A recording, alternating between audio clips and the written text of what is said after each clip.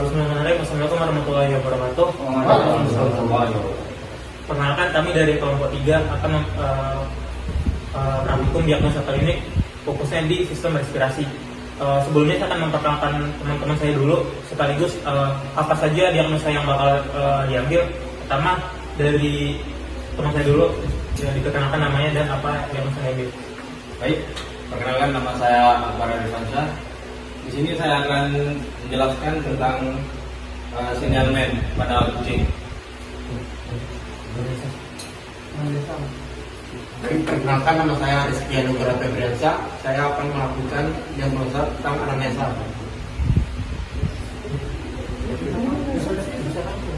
Oke, perkenalkan, nama saya Syamsuddin. Di sini saya akan melakukan pemeriksaan tentang inspeksi. Perkenalkan, nama saya Fitra Ramdhani. Saya akan melakukan palpasi. Selanjutnya, perkenalkan, nama saya Ahmad Umar. Di sini saya akan melakukan pemeriksaan perkusi. Selanjutnya saya Lalu Surya Bintang ingin melakukan pemeriksaan signalmen. Nama saya Muhammad Suludin. Saya akan diagnosa anamnesa. Oke, selanjutnya saya adalah Muhammad Akbar. Saya akan mendiagnosa auskultasi. Baik, kita akan mulai dari sinyalmen dulu. Baik, di sini saya akan menerangkan tentang kucing yang ada di hadapan kami. Kucing ini bernama Jack. Jenis kucing Persia, warna bulu warna hitam, umurnya 5 tahun, jenis kelamin jantan. Anamnesanya akan dijelaskan oleh saudara saya Rizky, kepadanya di sebelah kanan.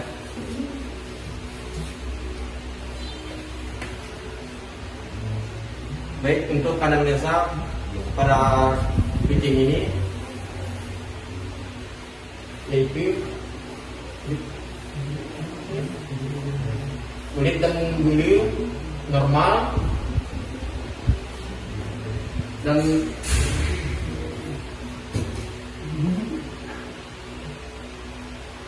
apakah ada masalah pada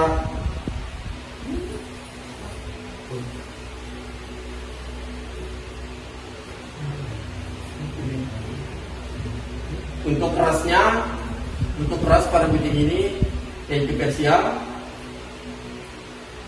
Riwayat perkawinannya dilakukan, apakah ada masalah pada saat kawin, apakah pernah menderita penyakit tertentu, bagaimana lingkungan sehari-hari, bagaimana kesuburan hewan ini, apakah ada data mengenai silsilah hewan ini, apakah hewan ini sering inbreeding, kapan hewan ini terakhir melakukan perkawinan, bagaimana hasil perkawinan tersebut, berapakah jumlah anak yang dihasilkan oleh hewan tersebut, apakah anaknya yang diaborsi atau dan mati, apakah kucing ini pentingnya mengandung darah, apakah hewan lebih sering kencing daripada biasanya,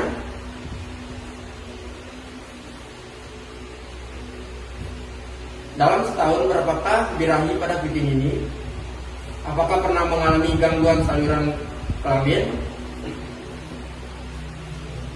Baik, mungkin itu saja anamnesa yang bisa saya sampaikan. Baik, selanjutnya sekarang adalah diagnosa inspeksi. Mungkin saya berikan kepada teman saya, Syamsuddin. Oke, selanjutnya kita akan melakukan inspeksi pada kucing. Yang pertama, inspeksi adalah muka atau observasi ekspresi muka pada kucing tersebut.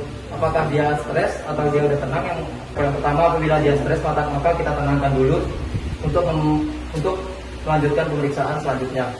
Kemudian yang kedua, kita langsung lakukan observasi nostril, laring, neck, thorax, abdomen di meja periksa.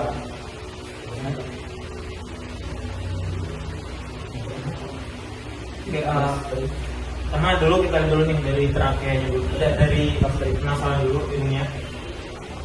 Apakah ada cairan atau enggak? Nggak ada ya? Ya, aman. Mana? Oke. Ini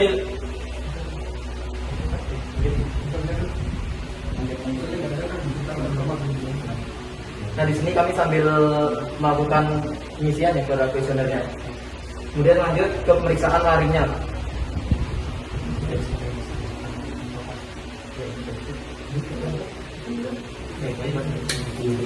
Nah, inspeksinya itu kita lihat di laringnya dia tuh. Oh ya.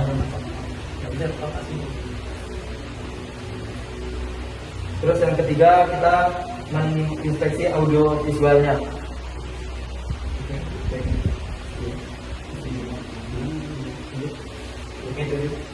mungkin selanjutnya itu kita lanjut ke pampasinya. Apa ini salah? Oke, lanjut. Tentunya Area. bagian orang.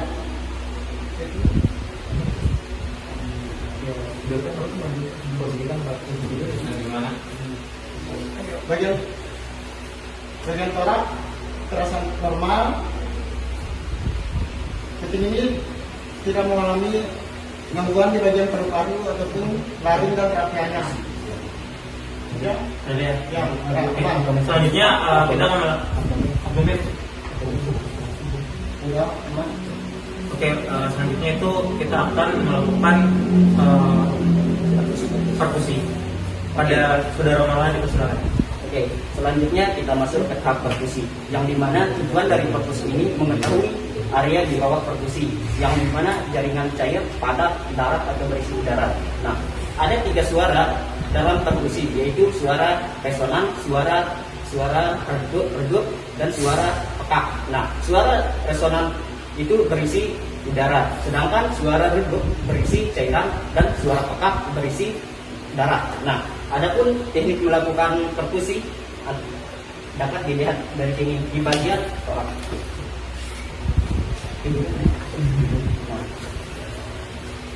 Nah, perkusi di sini artinya mengetuk bagian di bagian paru-paru. Yang dapat diambil yaitu yang dapat disimpulkan dari sini terdapat suara resonan, yang dimana artinya resonan itu suaranya normal. Yang dan terima kasih. Oke, terima kasih banyak. Selanjutnya kita akan melakukan auskultasi.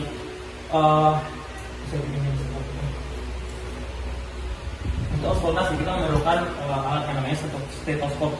Baik, sebelumnya kita harus tahu dulu yang mau diauskultasi itu bagian apa. Ada 2. Yang pertama adalah yang upper sama yang lower. Yang upper itu di sini di bagian trakeanya. Kemudian yang lower itu di bagian sini. Nanti di sini juga dibagi menjadi 3 bagian.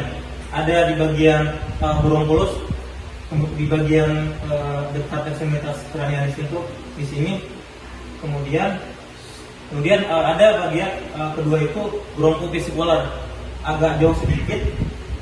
Terus yang terakhir itu di bagian vesicularnya, bagian sininya. Oke, pertama kita akan coba di bagian uppernya dulu. Kita akan mendengarkan suara dari trakeanya dulu. Jangan lupa juga kita putar ini dulu biar terdengar ketutup. Ini kebuka, nggak kelihatan di kamera ini. Oke, ini ketutup berarti oke. Oke.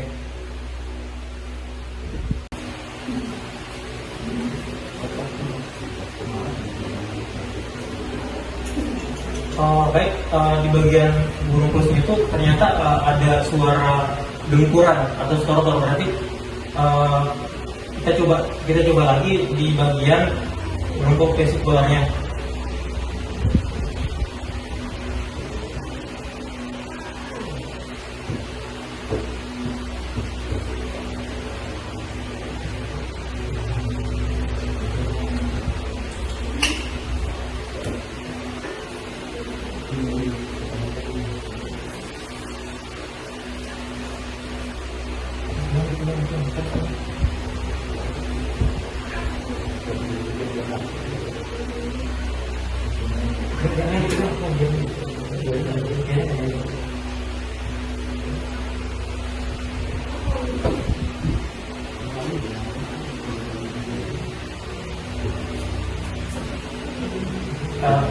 suaranya normal, tidak ada kelainan.